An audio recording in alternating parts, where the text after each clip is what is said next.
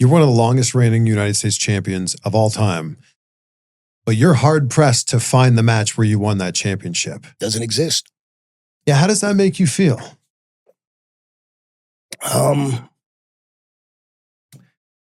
Well, it's weird because Chris Benoit and I had a really close relationship. A lot of people don't realize.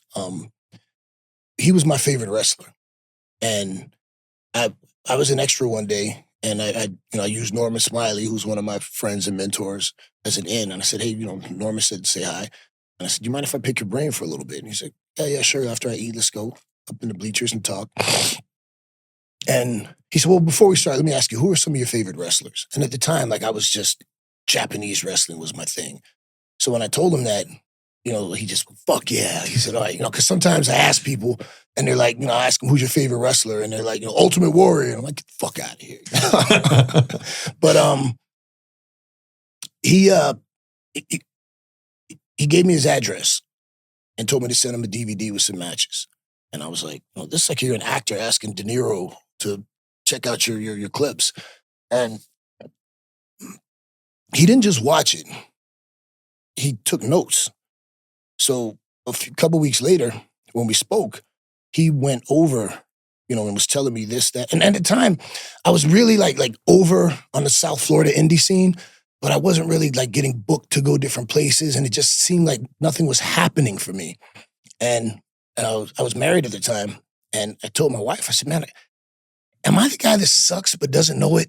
Am I that guy? Because everybody, there's that guy who sucks and he doesn't know he sucks. He thinks he's good, Yeah. And my ex-wife, she said, if Chris Benoit says you suck, you gonna let this go? I said, if he says I suck, I'm done. And when we had the conversation after he watched my matches, I said, so I don't suck? Said, fuck no, you don't suck, man. You're just green, man. You're gonna be great. And that opened up that door. So he would call me up just out of the blue, like, hey, son, you have any matches this weekend? I'm like, yeah, man, I worked this indie and how'd it go? So when I told him about the MVP character before it came about. And he offered to send me $1,000 so I could buy some suits and stuff. And I said, nah, Chris, as much as you can't even begin to understand how much I appreciate that, but I got to do this on my own. And I think I earned a measure of respect from him that day. And after that, we bonded. And when I got signed, he was almost happier for me than I was for myself. And when he came back from his neck injury, I was the one that was having the private workouts with him. He campaigned to work with me to drop the U.S. title to me. So he was such a huge impact on my career. He was my friend and my mentor. And then for the absolute tragedy that happened, I've been to that house. I played with Daniel. I used to lace his boots up and we'd, wrestle in the ring together. So I was absolutely heartbroken. I was crushed. And I couldn't understand because, how could you do that, man? And when we found out about CTE and we found out that, his brain was that of a 70-year-old man, and we started learning about CTE with the, I think Dr. Bennett Omalu was the one that, brought that to light. It helped me because now I was able to understand. And in no way am I making it okay or trying to, but now I could understand what happened. Because there are times when we'd be having matches and Chris would look at me and I just see this blank stare and he'd go, what are we doing? What are we doing? What are we doing? And a few times I thought he was just messing with me, but he couldn't remember anything. And all his matches were called. We might talk about this or talk about a couple things in there, but it was just go out there and let's work. So when I started learning about NFL players that Justin Strelzik, Pittsburgh Steelers, he drove his car on the opposite side of the highway and killed himself. And he was talking about the voices in his head telling him to kill his family. Some of these different NFL players that were having these, explosive anger issues and voices talking to him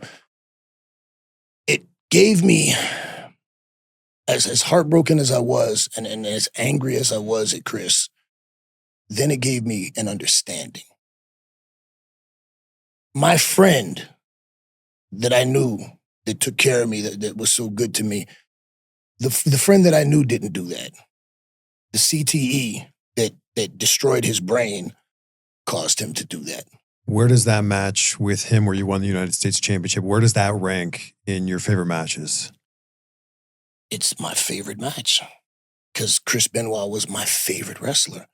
So I had a chance to wrestle my favorite wrestler at WrestleMania for the United States Championship.